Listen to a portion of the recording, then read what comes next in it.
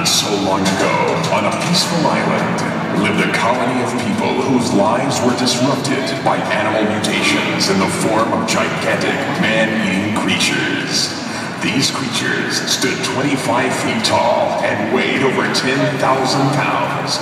They had evidently evolved from the Jurassic Age and lay dormant for millions of years and were somehow revived. Researchers theorized that this rebirth was triggered by early testing of atomic bombs and radioactive fallout. This was a peace-loving community, so weapons allowed on the island were no match against the gigantic carnivorous creatures. With no time to spare, the island leaders quickly commissioned their scientists and engineers to come up with a solution to eliminate these deadly man-eaters. This was to be no easy task, considering the limited resources available on the island. At one time, a sunken Navy transport ship was discovered offshore in shallow waters. In the hull, numerous old military vehicles were found. This discovery would prove to be just what was needed. Plans were drawn, and the construction began. Realizing that they needed something that possessed superior strength, the engineers began the task of constructing two power monsters. The metal marbles began to take shape, and after long hours and hard work, Megasaurus and Transaurus were born. These mechanical beasts stood over 3 stories tall and weighed 50,000 pounds. 1,000 feet of veins and arteries fed their mechanical hearts, pumping at 50 gallons per minute. Their blood pressure exceeded 2,500 pounds per square inch, giving them 5 tons of crushing force in each of their mammoth claws. They could lift 30,000 pounds to their gigantic mouths, their massive jaws attaining 15,000 pounds of biting force.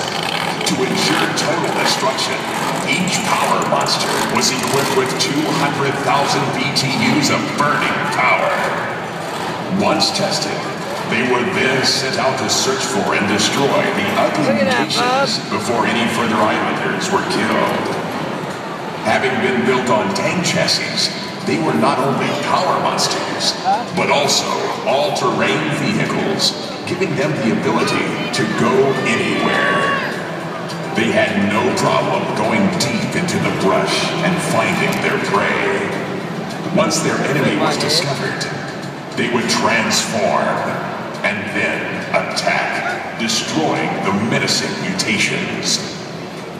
It wasn't long till the creatures were all destroyed, and the power monster's work was done.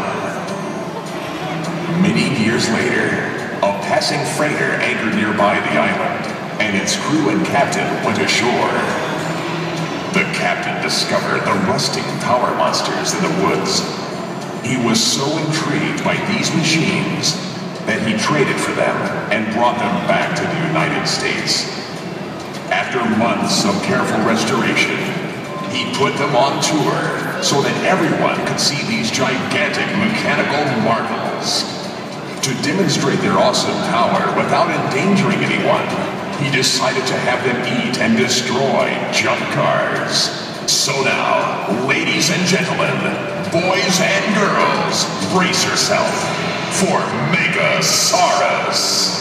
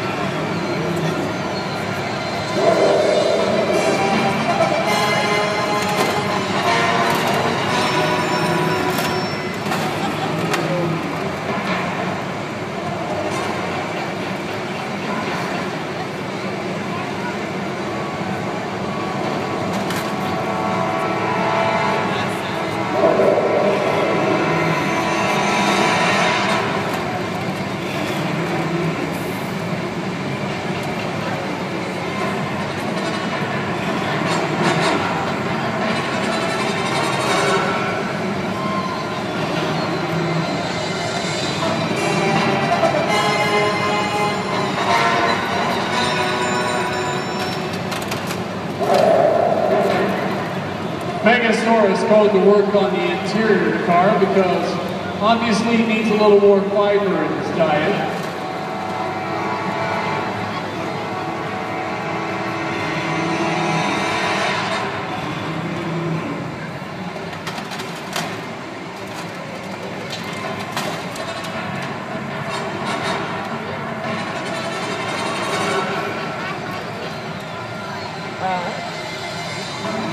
What do you mean?